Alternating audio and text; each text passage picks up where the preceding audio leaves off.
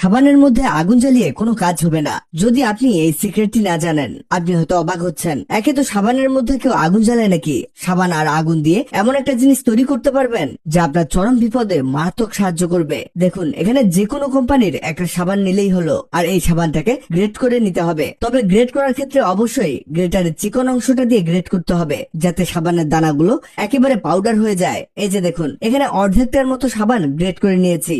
এবার এই সাবানটাকে একটা স্টিলের পটের মধ্যে নিতে হবে। আর স্টিলের এমন পট আপনি কন্ডেন্সড মিল্কের ফেলে দেয়া ক্যান দিয়ে বানাতে পারবেন। এবার লাগবে ভ্যাসলিন। আপনি হয়তো কিছুটা অবাক হচ্ছেন যে কি সব আজগবি কাজ করছি। আপনার উপকারের জন্যই এটি শিখে রাখুন। ভ্যাসলিন কিছুটা আঠালো, তাই সহজে সাবানের মধ্যে অ্যাড করা কঠিন। তাই আমরা ছুরি দিয়ে চামচ থেকে নামিয়ে নিচ্ছি। আর এখানে 2 চামচ পরিমাণ ভ্যাসলিন অ্যাড করছি। এবার চুলার আগুনের মধ্যে এটাকে দিয়ে দিতে হবে। আর এখানে অবশ্যই হাতে গ্লাভস পরে নিবেন, মানে সাবধানতার সাথে এই কাজটা করতে হবে।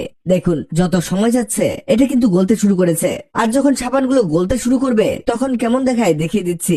এর জন্য একটা কাঠ বা কাঠি দিয়ে এটাকে মিশিয়ে নিতে হবে, যাতে করে সাবানের সাথে ভ্যাসলিন ভালোভাবে মিশে যায়। দেখুন, পরিমাণ কিন্তু কিছুটা বেড়ে গেছে, আবার কিছুক্ষণ পরে এটা কমে আসবে। এটাকে এভাবে 2 মিনিট হিট দিলেই হবে। এটা হতে হতে কিন্তু একেবারে লিকুইড হয়ে গেছে। এবার চুলা অফ করে দিয়ে এটাকে কিছুটা ঠান্ডা করে নিতে হবে। আমরা ঠান্ডা না করেই কাজটা করে দেখাচ্ছি।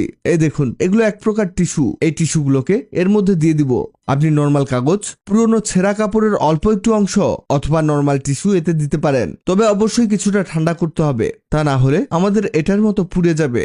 দেখুন, পুড়ে গেছে, তবুও আপনাদের এর কার্যকারিতা দেখাই। এগুলো তুলে নিয়ে কিছুটা শুকাতে হবে। এগুলো শুকিয়ে গেলে এগুলো কিন্তু শক্ত হয়ে যাবে। এই দেখুন, কাঠের মতো শক্ত হয়েছে। এবার এগুলোকে পানিতে চুবাতে হবে। এই দেখুন, খুব ভালোভাবে ভিজিয়ে নিয়েছি। এবার এতে আগুন দিব।